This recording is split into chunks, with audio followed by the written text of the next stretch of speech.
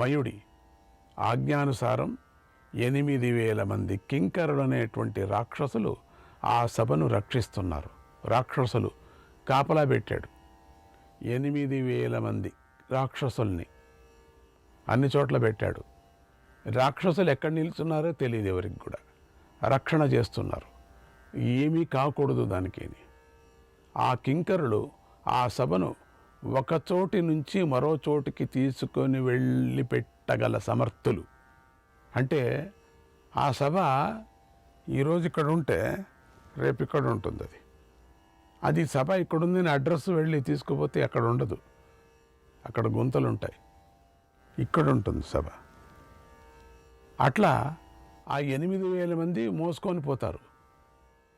కేవలం మోసుకొని పోవటమే కాకుండా ఫౌండేషన్ సమంగా పెడతారు, ఏదో పైన ఊరికే పెట్టేలాగా పెట్టరు. విచిత్రంగా ఉంది అది సభ. ఇప్పుడు ఇక్కడ చూసినటువంటి సభ ఇక్కడ ఉంది కదా సభ, పర్వాలేదు అని ఎవరైనా దాని మీద బాణం వేస్తే అది వెళ్ళి గొంతులో పడుతుంది ఆ బాణం, అంతే. అక్కడ ఉండదు ఆ సభ. అటువంటి మయసభ. ఆ మయసభ అనేది వర్ణనాతీతమైనటువంటి సభ. ఎన్ని రోజులైనా కవులు దాని గురించి పాటలు, దాని గురించి శ్లోకాలు, దాని గురించి వ్యాసాలు, దాని గురించి డ్రాయింగులు. ఒక డ్రాయింగ్ వేస్తుంటే ఒక గోడని విచారంగా డ్రాయింగ్ వేసి దానికి రాస్తూ ఉంటే అది చూసి ఇట్లా అనే లోపల అక్కడ ఉండదు. అది చూస్తే అక్కడెక్కడో ఉంది. మళ్ళీ అక్కడికి వెళ్ళి కూర్చుంటారు. కూర్చొని మళ్ళీ ఆ గోడ రాశారు కదా, ఫస్ట్ గోడ, దాని చిత్రం అంతా రాశారు కదా, అది ఎతికారు, అది లేదు అక్కడ. ఆ గోడ లేదు, ఇంకేదో ఉంది అక్కడ. ఈ గోడ ఏం చేస్తారు, రాసిన గోడ చింపేస్తారు, ఇప్పుడుండే గోడ రాస్తారు. అంటే ఆ గోడమే అలంకారం, అది అద్భుతమైన అలంకారం, దాన్ని రాస్తారు. ఎందుకంటే వాళ్ళంతా ఇది చిత్రం రాసి ధర్మరాయికి ఇవ్వాలని ఆశ పాపం అందరికీ.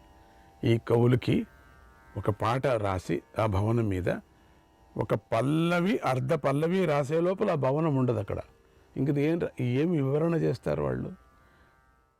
అక్కడికి వెళ్ళి మళ్ళీ అక్కడ ఉండింది ఏదో కష్టపడి అక్కడికి వెళితే అక్కడ వేరే విధమైన చిత్రాలు ఉంటాయి. అవి లేవు, అసలే లేవు. ఇది రాసింది తప్పైపోతుంది. ఉండింది ఉన్నట్టుగా రాసేవాళ్ళు కదా, అది లేనిది రాసిస్తే ఎవరైనా ఒప్పుకుంటారా? కవులు చేతకాకపోయారు, ఇక డ్రాయింగ్ వేసేవాళ్ళు చేతకాకపోయారు, ప్రయోజనం లేదు. వారు భయంకరమైనటువంటి ఆకారంతో ఉంటారు. ఈ 8,000 మంది రాక్షసులు అన్నాం కదా, రక్షారాక్షసులు. వీళ్ళు పైన ఉంటారు, కింద ఉంటారు, పాతాళంలో ఉంటారు. వాళ్ళు అసలు ఎక్కడున్నారో తెలీదు. మనం వెళ్ళి ఏదైనా కుర్చీ అని కూర్చుంటే మనం కూర్చుంది రాక్షసుడు తొడ మీద కూర్చో ఉంటాం. కాసేపు వెనక్కి తిరిగి చూస్తే రాక్షసుడు బ్యాన్ లేచే లోపల మళ్ళీ కుర్చీ. ఆకాశంలో అంటే ఎప్పటికీ జరుగుతూ ఉంటుంది అది. అప్పుడు మాత్రమే ఆయన ఏదో సభలో మా ఆయన అట్లా అనడు, ఏదో అంటున్నాడేమో మయుడు అనుకోవద్దండి. మయుడు లేడు అక్కడ. అంటే ఆ విధంగా చేసి పెట్టాడు అది, అంతే. ఇంకా స్వయం మాయ అదంత కదే. ఇప్పుడు స్వయం చాలిత యంత్రం అన్నట్టుగా సూర్యుడి వెలుతురులో యంత్రం చలించినట్టుగా ఆ శక్తి అట్లా ఉంది దానికి. ఆ సభకు ఆకాశంలో సంచరించగల శక్తి ఉంది దానికి. భూమిలో మనం అనుకున్నాం కదా అంటే వారికి ఎవరికి వీళ్ళు ఆకారంలో ఉంటారు అనుకున్నాం కదా, వాళ్ళకి ఎవరికి ఈ భవనంతో సమేతంగా ఆకాశాన్ని పట్టుకొని వెళ్ళేటువంటి శక్తి వీళ్ళకు ఉంది. వారికి ఆకాశంలో సంచరించగల శక్తి ఉంది వాళ్ళ 8,000 మందికి. వాళ్ళంతా పెద్ద శరీరం గలవారు. భూమిలో ఉందిలేండి, ఇటునుంచి అటునుంచి ఇటు అంత వెళితే భూమిలో లేనే లేదు సభ. అయ్యో రామ, ఎక్కడ పోయింది సభ? కృష్ణ ఎక్కడ పోయిందంటే పైన ఉంది. ఏం పైన నెచ్చినేసుకొని ఎక్కుతారా, లిఫ్ట్లో ఎక్కుతారా? పైన సభ, పెద్ద సభ, అదేం చిన్నది కాదు. నేను చెప్పాను కదా, ఒక 3/4 కిలోమీటర్ ఉంటుందని, అంత పెద్ద పైకి వెళ్ళిపోతుంది. పైనుంచి చూసి వీళ్ళంతా ఏం రాసుకుంటారు, దాని వెనకాల ఉండేది ఏం రాసుకుంటారు వాళ్ళు. అటువంటి అత్యద్భుతమైనటువంటి సభ. వారు మహాబలవంతులు. ఎవరు? ఆ 8,000 మంది కాచుకున్నారే వాళ్ళు. వారి కళ్ళు ఎర్రగాను, రాక్షసుడు అంటే ఎర్రగా ఉంటుంది కదా, ఎర్రగా ఉండక నల్లగా ఉంటుందా, మరి నీలంగా ఉంటుందా? ఎర్రగానే ఉంటే వాళ్ళు నిజం కదా. పింగళ వర్ణంతోనూ ఉన్నాయి, నిజమే కదా. చెవులు ముత్యపు చిప్పులలాగా ఉన్నాయట, ముత్యపు చిప్పుల్లాగా. విచిత్రమైన రాక్షసులు వీళ్ళు, మామూలు రాక్షసులు కాదు. మన మామూలుగా రాక్షసులంతా వస్తారు కదా, రామాయణ యుద్ధంలో మిగతా యుద్ధంలో అంతా రాక్షసులను వివరణ చేయటం. ఇక్కడ ఈ రాక్షసులు వేరే, ఇలాయితీ వాళ్ళేమో రాక్షసులు, మొత్తానికి తెలియదు. ఆయుధాలను ప్రయోగించటంలోనూ, ఆయుధాలను త్రిపటంలోనూ ఆ భవనానికి ఉండినటువంటి వాళ్ళు, వారంతా నేర్పురలై ఉన్నారు. ఎక్కడ పడితే అక్కడ వాళ్ళంతా ఆ భవనాన్ని రక్షించుకునేటువంటి వాళ్ళు. అటువంటి కింకరులనే అనేటువంటి రాక్షసుల చేత ఆ సభ రక్షించబడుతుంది. ఎవరు ఏమీ చేయటానికి వీల్లేదు. దాంట్లో ఒక ముక్క పీక్కోవటానికి వీల్లేదు. దాంట్లో ఒక ముక్క ఇట్లా తీసి ముద్దు పెట్టుకోవటానికి కూడా వీల్లేదు. అటువంటి ఆ సభలో మయుడొక అందమైనటువంటి సరస్సును కూడా నిర్మించాడు. దాంట్లోనే ముఖ్యమైనటువంటి ఒక పాత్ర, దీంట్లో ఒక సరస్సును నిర్మించాడు. దానికి మించిన సరస్సు మరొకటి లేదు. నిజమే కదా, మయుడు నిర్మించాడు సరస్సు అంటే అందులో ఏది కూడా లేదు కదా. ఏది మామూలు చెరువు అది. అందులో ఇంద్రనీలమణుల చేత నిర్మించబడ్డ నల్ల కలువలు ఉన్నాయి. ఈ ఇంద్ర నీల చేత నిర్మించబడ ఈ సరస్సు ఇంకొకటి లేదండి. 5 మంది అనుభవిస్తున్నారు మహానుభావులు. నల్ల కలువలు ఉన్నాయి. ఆ పద్మాల కాడలు మణులతో చేయబడినాయి. అవి అసలు నాకు తెలియదు, వ్యాస భగవాన్ని అడగాల. అందులోని కమలాలు పద్మరాగాలతో చేయబడి, పద్మరాగాలు అంటే కమలాలు పద్మరాగాలతో చేయబడిందంటే అసలైంది ఏం కాదనిపిస్తుంది. అవేమబ్బా తెలియదు, అట్లే ఉన్నాయేమబ్బా తెలియదు. వేరే సుగంధాన్ని వ్యాపించి చేస్తున్నాయట. సుగంధం వస్తున్నాయట, అసలైంది ఉండొచ్చు. ఇక్కడే మనము అటు ఇటు అయ్యేది, తికమక అవుతున్నాం, అటు ఇటు. అక్కడ అనేక రకాల పక్షులు ఉన్నాయి. సరస్సులో పుష్పించినటువంటి పద్మాలు ఉన్నాయి. ఒక పారి పద్మాలు అంటాడు, ఒక పారి రత్నాలతో పద్మాలు అంటాడు. ఏంటి నాకు అర్థం కాలే. బంగారు ఏం తాబేళ్ళు ఉంటాయి కానీ బంగారు తాబేళ్ళు ఉన్నాయట. చేపలు అన్ని చోట్ల చేరుకుంటాయిలేండి, ఎక్కడ చేపలు ఉన్నాయి. అలా ఆ సభ విచిత్రమైన శోభతో ప్రకాశిస్తుంది. అసలు పద్మాలు ఏమిటో, మరి రత్న పద్మాలు ఏమిటో, అసలు పద్మాలు ఏమిటో తెలియటం లేదు. ఆ సరస్సుకు విచిత్రమైన స్ఫటికాలతో కూడినటువంటి మెట్లున్నాయి. స్ఫటికాలతో చర్రను జారిపడతారు అంతే. ఇంకా స్ఫటికాలతో ఎవడైనా చేస్తాడా అని చేయించాడు ఆయన, మంచి పనే. స్ఫటికాలతో ఉన్నాయట. అవి బురద లేకుండా స్వచ్ఛగా, ఇంకా స్ఫటికాలతో ఉన్నాయంటే ఇంక దాంట్లో బురదలు ఉంటాయండి. బురదలు, మన్ను ఇవంతా ఉంటాయా? బురదలు, మన్ను అంతా ఉంటాయి. స్ఫటికాలు అని చెప్పాల్సిన పనే లేదు కదా. ఏదో ఇటుకరాయి అని చెప్పుకోవచ్చు కదా, ఏదో నల్లరాయి ఇటుకరాయి అని చెప్పుకోవచ్చు. స్వచ్ఛంగా ఉన్నాయి, చూడటానికి ఎంతో అందంగా కూడా ఉన్నాయి. పిల్లవాయువు తాకిడికి నీటి బిందువులు పైకి లేచి అక్కడ ఉన్నటువంటి తామర పూల రేకులపై పడి ఆ సరస్సంతా ముత్యాలు పొదగబడినట్లుగా కనిపిస్తూ ఉంటుంది. ఒక్క పరియం పిల్లగాలి, చిన్నగా గాలి వీస్తుంది కదా, ఆ గాలి వీసినప్పుడు ఆ సరస్సులో ఉండేటువంటి నీళ్లు తుంపరలుగా పైకి వచ్చి అక్కడ ఉండేటువంటి పద్మాల రెక్కల మీద ఆ నీళ్లు తుంపరలు పడి మొత్తం అంతా సరస్సు అంతా ఎట్లా కనపడుతుంటే ముత్యాల సరస్సులాగా కనపడుతుంది. ఆ సరస్సుకు 4 వైపులా అందమైన మణిమయ వేదికలు నిర్మించబడ్డాయి. అంటే కూర్చోవటానికి మణిమయ వేదికలు, రెస్ట్ తీసుకోవటం. ఇవన్నీ చూసిన వాడు రెస్ట్ ఎక్కడ తీసుకుంటాడో నాకు తెలియదు. రాజులైనా దాని వద్దకు వచ్చి చూస్తే అది సరస్సులాగా కనిపించదు, మామూలు ప్రదేశంలాగా కనిపిస్తుంది. పైగా అక్కడేదో వంట చేసుకునే మాదిరిగా ఉంటుందట, భ్రాంతిని కలిగిస్తుందట. విలాసంగా నడిచి అంటే వీళ్ళు 5 మందికి మాత్రం బాగా కనపడుతుంది. ఇది మహారాజులు ఉన్నారు 5 మంది, వాళ్ళకి బాగుంది. జర్రున కాలు జారి పడిపోవటం కూడా జరుగుతుంది. అటువంటిది ఆ పడిపోవటమే ఇంకా. అది అటువంటి వింత సరస్సు. దానిని మయుడు ఎంతో శ్రద్ధతో నిర్మించాడు. ఇది ఆ సభలో విశేషమైన ప్రత్యేకత. అది అందరినీ ఆకర్షించే అటువంటి మధ్యలో ఉంటుంది. అది అందరినీ ఆకర్షించే అటువంటి విశేషమైనటువంటి ఒక సరోవరం, కృతక సరోవరం ప్రత్యేకత అవుద్ది.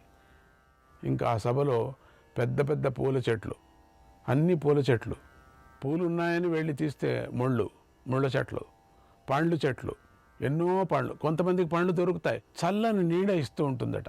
ఆహా అని నీడ ఇస్తుంది కదా, చల్లగా ఉంది కదా అని వెళ్ళి కూర్చుంటే విపరీతమైన వేడిగాలి వస్తుందట. పరిగెత్తిపోతాం, అయ్యా వద్దులే ఏడుగాలి. ఆహ్లాదాన్ని కలిగిస్తూ ఉన్నాయట కొంతమందికి. అది కొంతమందికి గాలి తాకిటికి అవి ఎప్పుడూ కూడా కదులుతూ ఉంటాయట. ఆ చెట్లు బంగారు చెట్లు. చెట్లేమో మామూలు బంగారు చెట్లు ఉంటాయి నాకు తెలీదు. ఆ సభకు 4 వైపులా వనాలు, ఉపవనాలు ఉన్నాయి. 4 వైపులా ఉపవనాలు, వనాలు ఉన్నాయి. అవి ఇంకేమవుతాయో, అది వనాలు లేక గుంతలో తెలీదు. అవి సుగంధాన్ని వెదజల్లుతూ ఉంటాయి. అందులో హంసలు, కారండవ పక్షులు, చక్రవాక పక్షులు కూడా ఉన్నాయి. నిజంగా పక్షులు ఉన్నాయి, అవన్నీ బాగా కూస్తున్నాయి. ఆ పక్షి దగ్గరికి వెళ్ళి ఆనందంగా హంస పక్షిని ఇట్లంటే అది ఇట్లంటే రాబందు అయిపోతుంది. అది అమ్మో బాబోయ్ రాబందు, అది పరిగెత్తి రావటం. రాబందు దగ్గరికి వెళ్ళి, రాబందు ఎందుకు రాబందు దగ్గరికి వెళ్ళటం అంటే అది హంస. చిత్రంగా ఉంది, అంతా విచిత్రంగా ఉంది. ఆ పక్షులతో ఆ సభ మరింత అందంగా ఉంది. చూడటానికి చాలా అందంగా ఉంది. ఏం చేయకూడదు, అంతే ఊరికే చూసుకోవాలంతే. చూసుకొని నిల్చొని ఆనందపడి నమస్కారం చేసుకొని వస్తే మంచిది.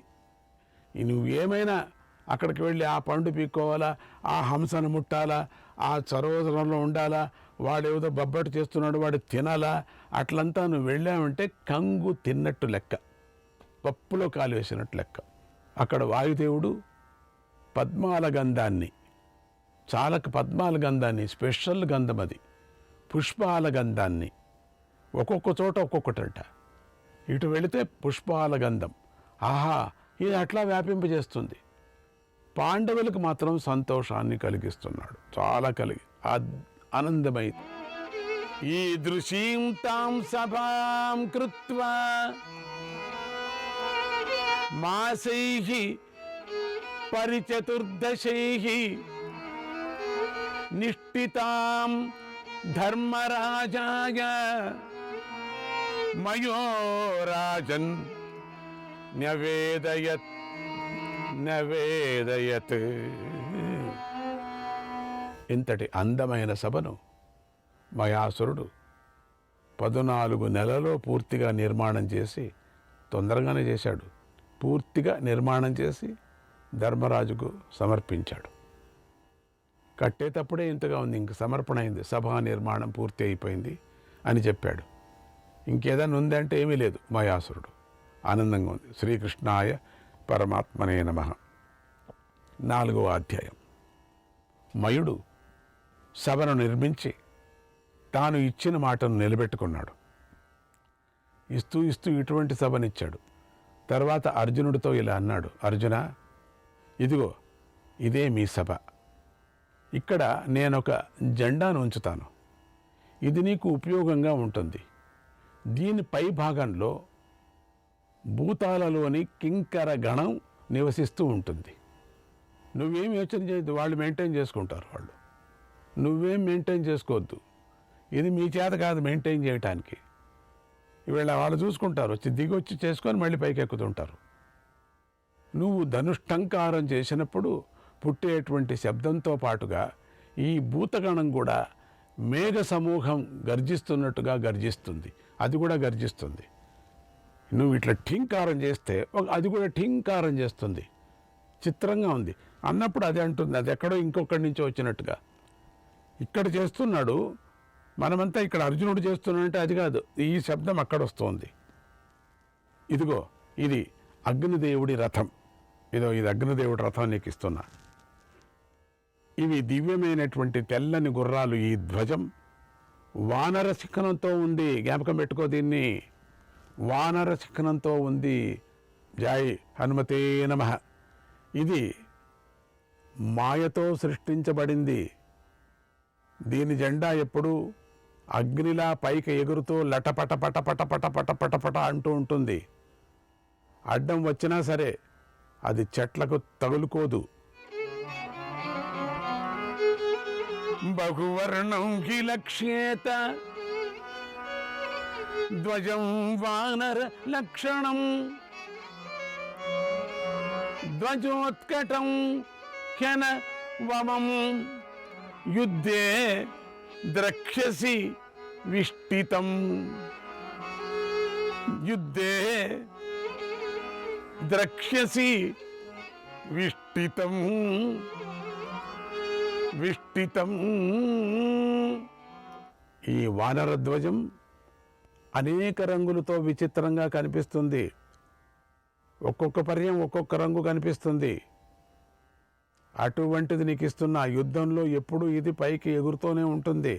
దీన్ని పెట్టుకో, యుద్ధంలో పనికి వస్తుంది నీకు, వంగిపోకుండా ఉంటుంది. అంటే మయుడు ఇచ్చినటువంటి రథం అన్నమాట. కదలకుండా స్థిరంగా ఉంటుంది అని మయుడు చెప్పాడు. మిత్రుడైనటువంటి అర్జునుడిని కౌగలించుకొని మయుడు అద్భుతమైనటువంటి ఈ ఒక సభను, అద్భుతమైనటువంటి ఈ రథాన్ని ఇచ్చి పొల్లగీచి వెళ్ళాడు. తర్వాత ధర్మరాజు విప్రులందరికీ అన్న సంతర్పణ చేశాడు. ఇక అన్న సంతర్పణలు నెయ్యి తేనె కలిపిన పొలగారాన్ని పెట్టాడు. ఇది ఏంటి ఇది మహా ఇది వర్ణన, పొలగారం పెట్టాడట, పాయసాన్ని వడ్డించాడట. నాకు చెప్తే 2-3 పట్టీలు వేసుకొస్తూ ఉంటాయి. జీవంతి అనే శాకాన్ని వడ్డించాడు. అంటే అది జీవంతి అంటే అది చంద్ర భక్ష్యం అని దాని పేరు. అనేక భక్ష్య భోజ్య చోష్య లేహ్య పదార్థాలతో 1000 మంది విప్రులకు భోజనాలు పెట్టాడు. నూతన వస్త్రాలు ఇచ్చి పూలమాలలు వేసి సత్కరించాడు. చిత్రమైనటువంటి వడ్డన చేశాడు. తీపి పదార్థాలు విపరీతంగా పెట్టాడు, సంతోషపెట్టాడు. ఇలా అనేక ప్రాంతాల నుండి వచ్చినటువంటి బ్రాహ్మణులను తృప్తిపరిచాడు. ప్రత్యేకంగా వచ్చినటువంటి బ్రాహ్మణులకు మాత్రం 1000 గోవులను దానం చేశాడు. మేత కూడా ఇచ్చాడు దాని జతకి ఒక 10 ఏళ్ళకి. ఎందుకంటే అది లేకపోతే వాళ్ళు ఎట్లా సాగుతారు పాపం. అనంతరం బ్రాహ్మణులందరూ శాంతి మంత్రాలు చదివారు. ఏది గృహప్రవేశం, ఇది ఈ మాయా భవన ప్రవేశం, సభా ప్రవేశం, దానికి గృహప్రవేశం చేశారు. బ్రాహ్మణులు కూడా చాలామంది చాలా అవస్థలు పడ్డారు అక్కడ, ఏదేదో అయ్యింది వాళ్ళకి. తర్వాత అనేక మంగళవాద్యాలు మ్రోగాయి. శ్రీకృష్ణాయ పరమాత్మనే నమః.